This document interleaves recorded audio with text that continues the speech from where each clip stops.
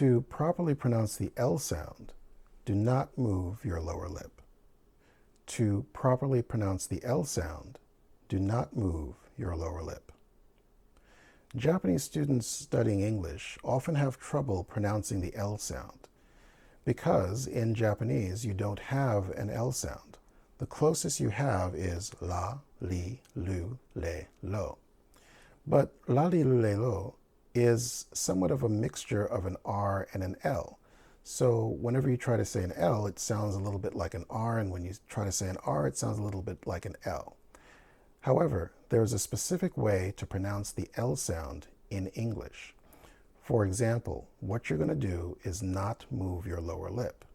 So if I say the word actually, for example, if a Japanese student were to say the word actually, they tend to move their lower lip. They'll say actual we. Now, you saw that my lower lip moved, and when it moved, it made a W sound. Or take, for example, the word usually. A Japanese student might say usual we. So again, you saw my lower lip move, and that created a double sound, W sound. How about the word coincidentally? If a Japanese student were to say that, they might say coincidental-lee. Mataku. Nandaro. So again, you saw my lower lip move, and that produced a W sound. How do you correct this? Well, you're going to break the word up into syllables and pause just before stating the L sound.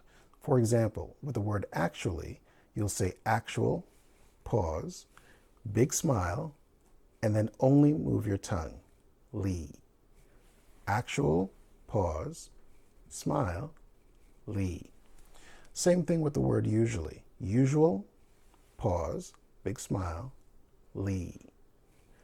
Usual, pause, lee. And the same thing with coincidentally. Coincidental, pause, big smile, lee.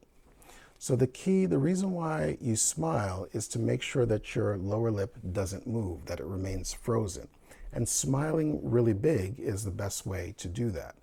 Eventually, when your lower lip is trained to stay frozen, you don't have to smile. For example, I can say those words without smiling. Actually, usually, coincidentally. The key is, as long as your lower lip doesn't move and only your tongue moves on the L sound, you will produce a crisp sound. So let's read a paragraph full of L words and exaggerate the frozen lip phenomena. Ready? Chantilly frequently went directly to her English class at the nationally known University of Civility. Coincidentally, Bill Lee, also in Chantilly's English class, loved to linger in the student lounge such that he was often late. Usually, the teacher didn't look out for late students, and actually, she was part of the faculty who usually looked the other way. However, this time the teacher was really paying attention, and as Bill Lee, who recently stepped into the class, came in, the teacher slowly turned around to find Bill Lee playing a musical number at his seat. From then on, Bill Lee was dealt with strictly. Now, it might seem a little strange at first to make the pause, but trust me, it sounds very nice when you can say the L sound properly.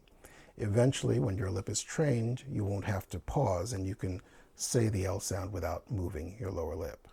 So, that is how Japanese students studying English can pronounce the L sound properly in English. Thank you.